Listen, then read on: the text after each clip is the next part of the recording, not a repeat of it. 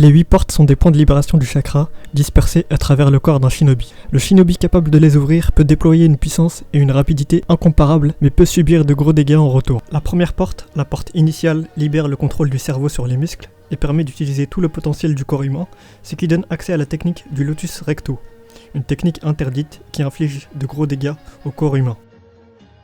L'ouverture de la deuxième porte, la porte de la guérison, augmente la force et redynamise le corps pour un court laps de temps, ce qui permet de récupérer un peu des dégâts causés par la première porte. L'ouverture de la troisième porte, la porte de la vie, augmente le flux sanguin, la peau devient rouge et les yeux blancs. Cet état permet l'utilisation du lotus verso. Ensuite, la quatrième porte, la porte de la blessure, augmente la vitesse de son utilisateur et ses capacités offensives. Des veines commencent à apparaître sur le visage de l'utilisateur et cette porte peut entraîner des déchirures aux muscles si le corps n'est pas suffisamment préparé. La cinquième porte, la porte de l'occlusion, augmente encore d'un cran l'impact des coups de l'utilisateur. Lee l'utilise durant l'examen Chunin face à Gaara pour rendre le lotus verso encore plus destructeur. La sixième porte, la porte de la contemplation, augmente la vitesse des coups de l'utilisateur. Guy débloque la technique du pan matinal à l'ouverture de cette porte. Les coups de Guy sont si rapides qu'ils créent des ondes de feu mortelles pour quiconque les reçoit.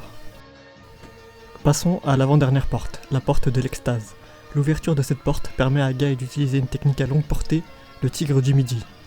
L'air est compressé et envoyé brutalement vers l'adversaire, ça crée une onde de choc destructrice, presque impossible à arrêter. L'impact de la technique est si puissante que ça a des effets sur le corps. L'utilisateur se retrouve sans aucune énergie, ses muscles et ses os deviennent alors douloureux. Rien que toucher le shinobi en question est impossible sans lui causer d'atroces douleurs. Enfin, la huitième et dernière porte, la porte de la mort. Pour l'ouvrir, le ninja plonge son pouce au niveau de sa poitrine pour accélérer le rythme cardiaque et combiner les 8 portes. Le ninja peut grâce à cette technique utiliser toutes les capacités du corps au maximum en une seule fois et surpasser n'importe quel ninja, même les Hokage. Mais le prix à payer est la mort.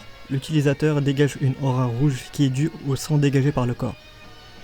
Cette technique a permis au père de Guy d'affronter les 7 épéistes de la brume, réputés imbattables ensemble, et à en tuer 4. Guy, quant à lui, concentrera toute son énergie pour utiliser le dragon de la nuit, une technique imparable qui brise non seulement le corps de l'adversaire, mais aussi celui de l'utilisateur. La technique distord l'espace, ce qui rend toute défense impossible. Madara élèvera Guy au rang de plus grand utilisateur de taijutsu en le voyant utiliser cette technique.